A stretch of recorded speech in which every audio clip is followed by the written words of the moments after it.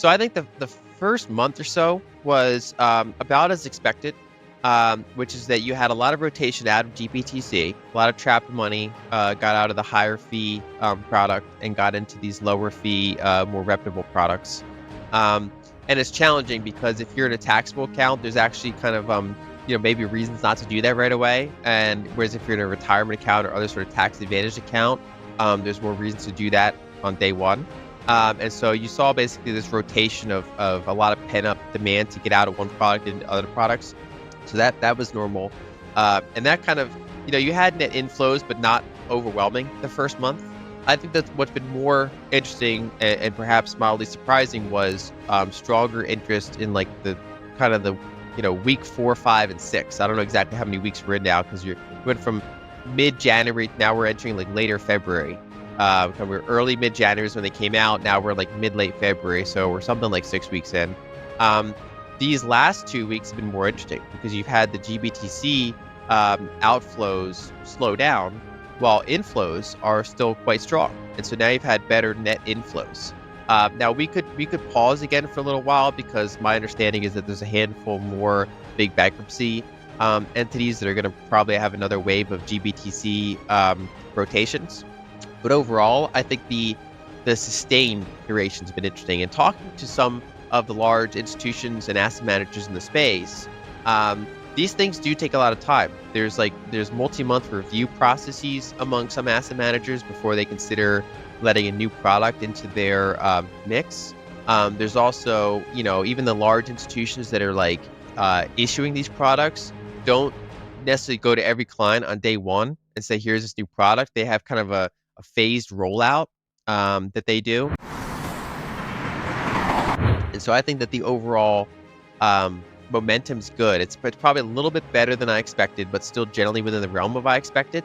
And overall, I still generally view that this upcoming bull market, if it happens, and it's already been happening arguably, but if this more sustained bull market occurs, my base case is that it was going to occur anyway, and that the ETFs are more likely to amplify it rather than be the cause of it.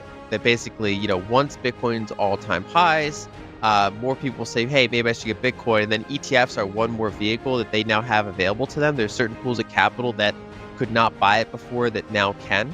And so I think overall it's an additive effect more than a causal effect. But so far it's been quite constructive. I also think it's interesting that, obviously there's a bunch of different issuers and large institutions are multifaceted, right? There's some people that in the institution that get Bitcoin, some people that don't get Bitcoin. And in most of these major institutions, there are really knowledgeable people on Bitcoin that really get it. And that for years, in some cases, have been trying to get their colleagues to get it. It's kind of, Bitcoiners have kind of infiltrated a lot of major institutions, and they often have a voice in there, and it's usually just a minority voice. And these products kind of, elevate that voice a little bit.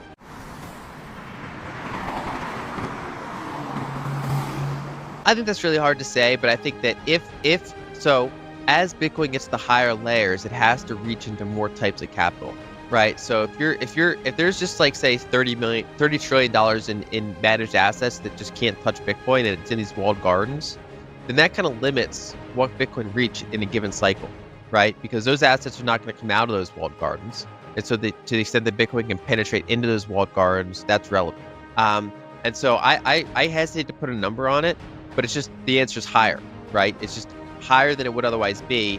And if there's anything, so Bitcoin has so far had a history of diminishing returns, still high returns, but diminishing returns. That every cycle, if you take the cycle high and do a multiple of the prior cycle high, or you do say the cycle low to the cycle high, there's a couple different ways to measure how big a cycle is. But according to most of them, you've had diminishing returns. One of the surprising things, kind of a consensus breaker, would be if you get a cycle that is higher than a prior cycle. That's never really happened before. And I'm still agnostic if that's going to happen this time or not. But one of the if it does happen, one of the factors that I think would be relevant for making it happen is the ETFs. If there's something that helps us surprise the upside, I think last cycle surprised most people to the downside. Like the high was not quite as high as some people were hoping. The low was lower than people were hoping, even though it was a much higher high and a much higher low than the cycle before it. But if you were to kind of surprise to the upside in a cycle, I think ETFs are one of the major variables that would probably enable that. I think that's part of it. Yeah, I mean, it's well known now that there was some rehypothecation, and that's a threat to any financial asset, um, and so that's, like FTX was something like 1.8 billion, naked short Bitcoin, dollars worth, and there were other entities in a similar boat. So I do think that was a muting factor. I think a potentially other muting factor was that across multiple asset classes, there was extreme speculation, right? So equities were across the board reaching like speculative mania, especially like unprofitable tech stocks and meme stocks. We all knew that cycle. And then that, of course, extended into the altcoin realm, which happens in every cycle so far. But that was a particularly noisy segment. And so I think, if anything, the proliferation of altcoins probably muted Bitcoin's high more so than some of these specific entities, but that it all kind of plays a role together. So I think that would have been more of an issue maybe 10 years ago, like when the Winklevoss twins originally proposed a Bitcoin ETF, which was a good thing. I mean, made sense for them to do so. They were early on this whole kind of asset. But if that had happened, you can imagine a case where a lot of the Bitcoins wound up in ETFs. Fortunately now, Bitcoin's had 15 years to kind of distribute. And so it's pretty hard to get the genie back in the bottle and pull a lot of those coins back into very centralized custody.